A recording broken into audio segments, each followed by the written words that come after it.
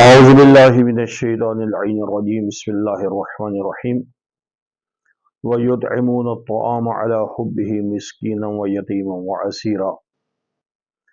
مہمان نوازی کو ائمہ اہل بیت اور خداوند عالم کا ایک پسندیدہ عمل قرار دیا گیا ہے۔ ایک بہت بڑا دلچسپ واقعہ اور ایک مظلومانہ واقعہ حضرت امام موسیٰ کاظم علیہ السلام کے ایک بیٹے جناب قاسم تھے۔ ہارون رشید کے ظلم و ستم سے وہ روپوش ہو گئے تھے۔ ایک دفعہ نہر فرات کے کنارے پر جا رہے تھے کہ اچانک انہوں نے ایک بستی جو کنارے پر واقع تھی اس سے گزر رہے تھے تو دو بچیاں کھیل رہی تھی۔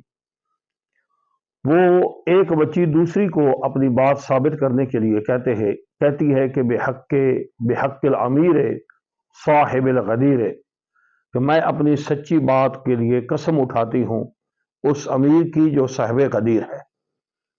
حضرت موسیٰ کاظم علیہ السلام کے فرزند جناب قاسم سمجھ گئے کہ واقعاً یہ بچی کوئی محب اہل بیت سے گھرانے سے تعلق رکھتی ہے، اسی لیے اس نے امیر المومنین علیہ السلام کا نام دیا ہے۔ ان دونوں بچیوں کے پاس گئے اور پوچھا کہ جس صاحب غدیر کا آپ نے نام لیا ہے وہ جانتی ہو کہ وہ صاحب غدیر کون ہے؟ تو وہ بچی دلچسپی سے کہتی ہے کہ میں جانتی ہوں کہ وہ ہمارے پہلے امام امیر المومنین علی ابن ابی طالب علیہ السلام ہیں۔ جناب قاسم کو تسلی حاصل ہوئی اور فرمایا کہ مجھے اپنے قبیلے کے سردار کے پاس لے چلو۔ وہ بچیاں ان کو اپنے قبیلے کے سردار کے پاس لے گئی۔ وہ قبیلے کا سردار ایک بہت بڑا جاگیردار تھا۔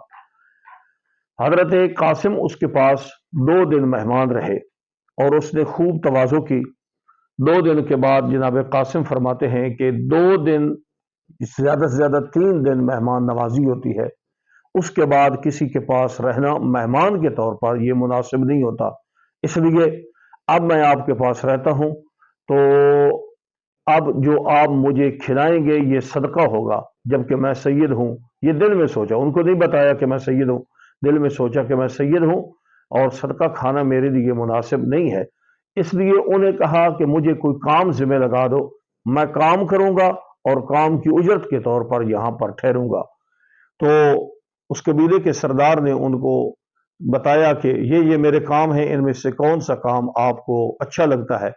تو جناب قاسم نے فرمایا کہ میں آپ کے مہمانوں کو کھانا پانی دوں گا، جو آپ کے ادھر ڈیوڑی پر آپ کے ادھر گھر میں مہمان آتے ہیں ان کو کھانا میرے ذمہ ہو گیا۔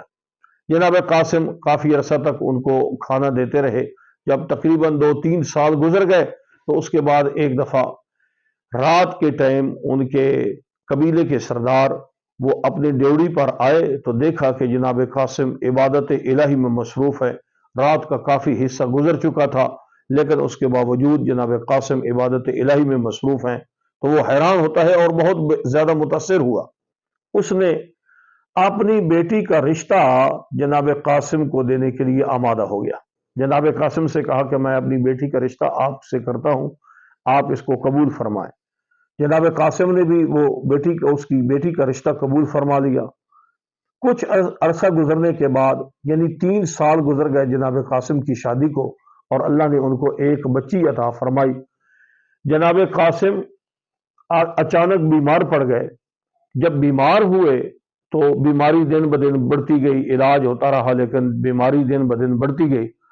آخر جناب قاسم نے فرمایا کہ میری موت کا وقت قریب ہے اور میری یہ ایک بچی ہے، اور اس وقت فرمایا کہ میں سید ہوں، امام موسیٰ کاظم علیہ السلام کا فرزند ہوں، اس لیے میرا اصل وطن مدینہ ہے، یہ میری بیوی اور میری بچی یہ میرے وطن پہنچا دینا۔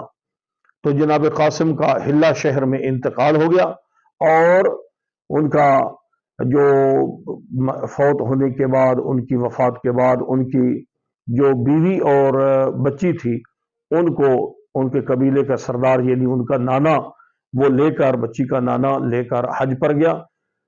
بیت اللہ کا حج کرنے کے بعد مدینہ میں تشریف لے گئے۔ امام علیہ السلام نے اس کو ایک نشانی بتائی تھی کہ جب آپ نے مدینہ میں وارد ہونا، جو ہی مدینہ کی حدود میں داخل ہونا، اس بچی کو چھوڑ دینا، اس بچی کے پیچھے پیچھے چلنا، یہ خود ہمارے گھر میں چلی جائے گی۔ اب اندازہ کیجئے کہ ایک बनी हाशिम के खून का औलाद रसूल का क्या असर होता है कि उसके नाना कहते हैं कि जब हम मदीना के हुदूद में पहुंचे तो हमने बच्ची को छोड़ दिया। हम सब के सब बच्ची के पीछे चलते चलते बच्ची एक बड़ी हवेली के दरवाजे पर जाकर रुक गई और खड़ी हो गई और वहां पर जोर जोर से रोना शुरू किया। तो जो घर में मुखद्दरात और उस्मत व तहारत थी, उन्होंने पूछा कि ये बच्ची कौन है। अचानक जनाब कासिम की वालदा आगे बढ़कर उनसे पूछती हैं कि ए बच्ची, तू मेरे कासिम की बेटी तो नहीं है। वो दूसरी खवातीन वो हैरान होकर पूछती हैं कि आपको कैसे पता चल गया कि ये बच्ची कासिम की है। उन्होंने फरमाया कि मैंने शक्ल शबात से पहचान लिया है कि ये मेरे कासिम की बच्ची है और बच्ची को अपनी गोद में बिठा लिया। अजादारों, इसी तरीके से औलाद रसूल इस दुनिया में रुल गई और जगह जगह पर उनकी कब्रें आज भी मौजूद हैं। तो बहरहाल वो माँ को जब पता चला कि मेरा कासिम इस दुनिया से चला गया है, कहते हैं कि उसी वक्त बीमार पड़ी और थोड़े अरसे के बाद इस दुनिया से रुखसत हो गई।